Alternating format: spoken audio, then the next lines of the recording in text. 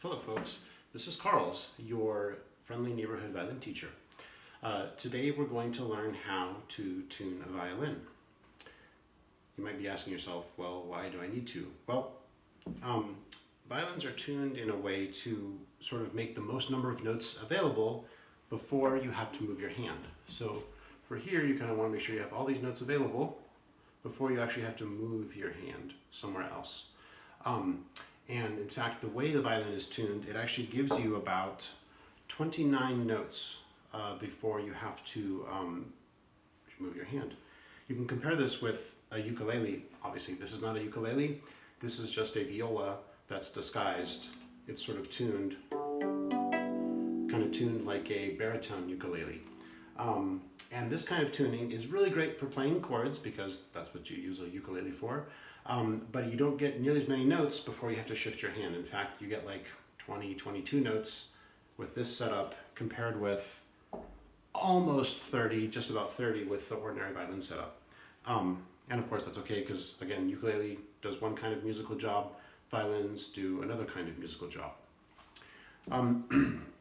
So when a violin isn't tuned properly, you either don't have access to all these notes or they don't sound good when you put a finger down. So let me show you a little bit what I mean. So as you've already seen before, this is Laura. This is my performing violin. And Laura has been carefully tuned. And this is what Happy Birthday sounds like when the violin has been properly tuned.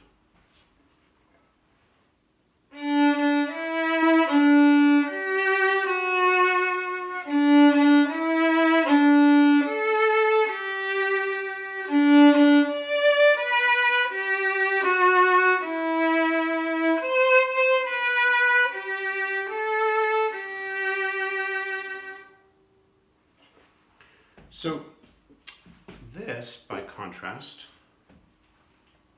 this is my Lionhead violin, and my Lionhead violin has been purposely made out of tune. Actually, let's plug real quick. So when a violin has been properly tuned, it sounds kind of like this.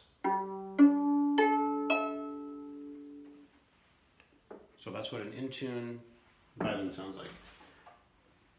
My Lionhead violin has been deliberately tuned out of tune.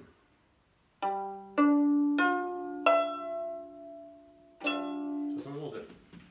So this is what Happy Birthday sounds like on a violin that's not in tune.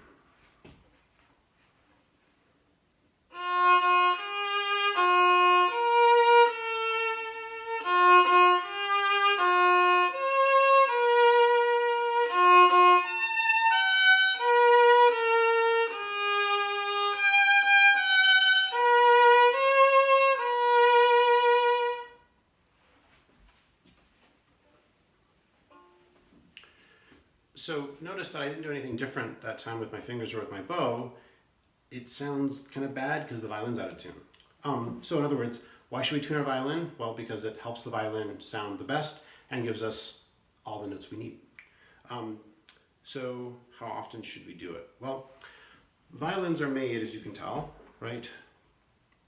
It sounds like a weird answer to the question, but let's start with that.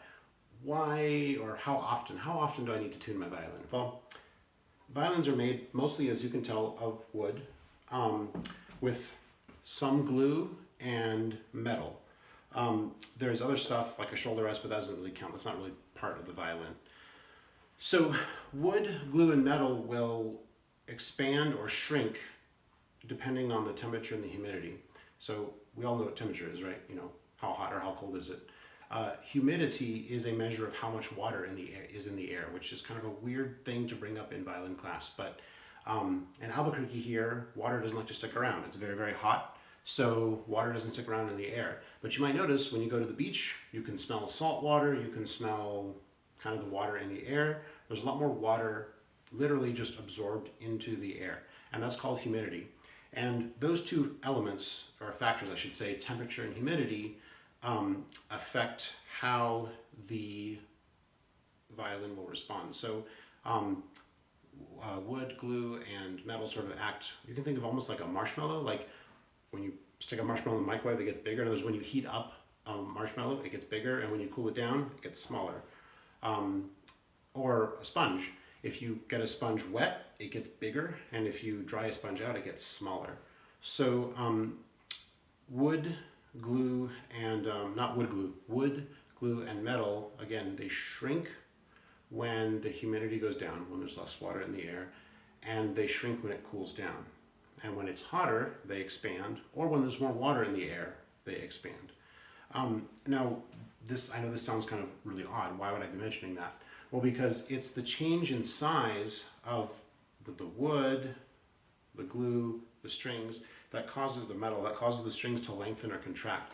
And that's what makes a violin go and be in tune properly or out of tune, is how long these strings are. So, excuse me. So it's the lengthening and shrinking of these strings that make it stay in tune or go out of tune. Because most violins are pretty sensitive to humidity and temperature, it's pretty easy for them to go out of tune. So, how often should you tune your violin? Well, the answer is before any time you practice it.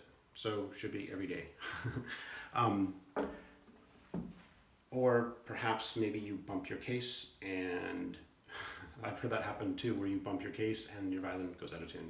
That's a good time too. You shouldn't bump your case. Let's see here. So, probably the last and most important thing is, well, how do you tune your violin? Well, so first of all, I want to let you know that we're still in the beginning of the year, and there are a lot of us who are either new to the school or beginners on the instrument. So while we're not going to actually play the violins yet, we are going to learn how to tune them, and this is for everybody. Whether you have a violin at your house or not, you should still kind of learn how this works. So the easiest way to tune is with this little guy here called a snark tuner. Snark is the name of the company. I don't know why it seems like a weird name, but anyway, Snark is the name of that company. And let's see here. This kind of tuner is actually really, really easy to use, because all it does is tell you the name of the string and how close is that string to being in tune. So just in case you've forgotten, here's a quick review of the names of the strings. As you're looking at the violin here, the skinny one is E, the next one over is A, the next one is D, and the last one is G. So E, A, D, G. Or in, if this helps you remember, E, A, D, G, as in every alligator drinks Gatorade. So hopefully that'll stick around somewhere in your head. Let's see. So, how does this all fit together? Well, let's pick an instrument that really needs some tuning. You might remember this lion head violin. So let's see how it works. Typically what you do first is you have to clip the tuner to the scroll. Now, you may not, in this case, they may not be able to fit. If by chance you have a lion head scroll, it probably won't fit there. So you can clip it to the peg. If it doesn't fit comfortably on the scroll, you can clip it to the peg instead. Most violins, you'll probably be okay. Clipping it to the scroll, just kind of like that. I'm going to use the lion head violin though, because it's way out of tune. So I'm going to clip it here. Now be careful when you clip it to the peg, any peg, because you don't want the peg to move.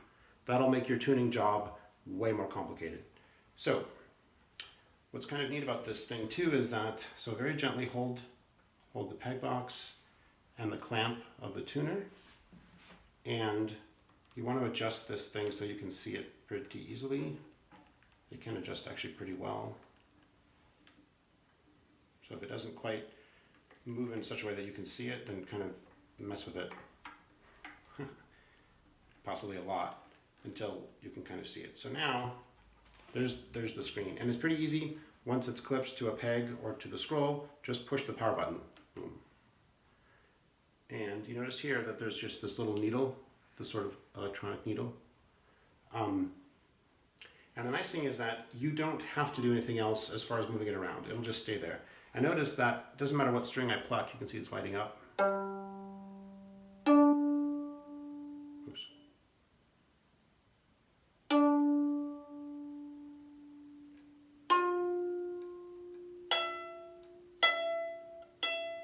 So as I pluck different strings, different things light up there.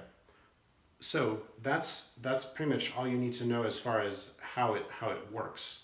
Well, as far as how it reads. So it doesn't need to hear the sound. It picks up the sound through the vibrations there. So that's what's kind of nice about these tuners as well, is that they are they're not very sensitive to sound. They're sensitive to vibration. So you can use them even if it's kind of noisy around. So let's start with E. Remember, every alligator drinks Gatorade. E for every.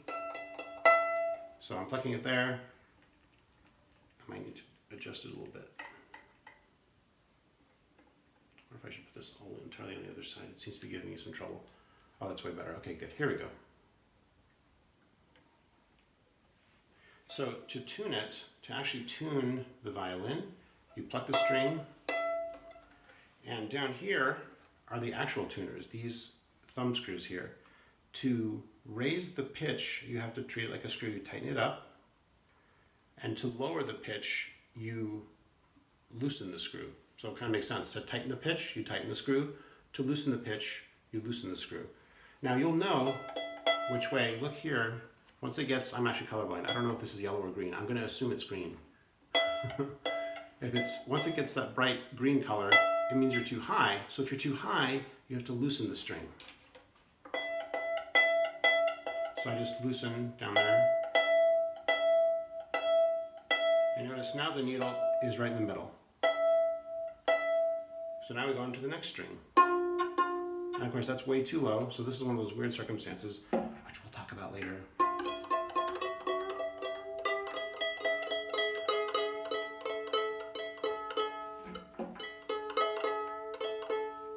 Let's take the guy back on there and let's see what it says again.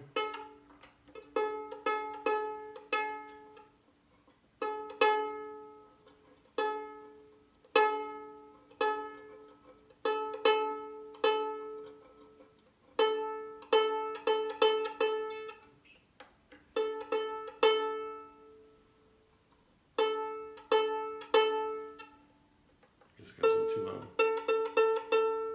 So I overshot it. You see it's too high now, so I have to loosen it up a little bit with that tuner. Good, so far, E is okay, A is okay, D, as you can tell, the needle didn't quite get to the center, so D's a little low. And the last one is G.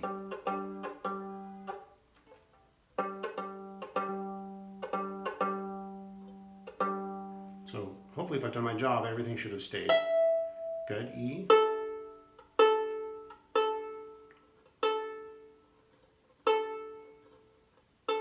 A. D. And G. Cool. So as you can tell, the tuner will tell you if you're too high or too low or just right. And as I said, once each string is correct, you just move on to the next string. So that's pretty much it, actually. The next time we will talk about what happens, which you've seen a little bit just now, is what happens if your string is so far out of tune that the tuner thinks it's a totally different note. So we'll talk about that next time. All right, stay safe. Bye.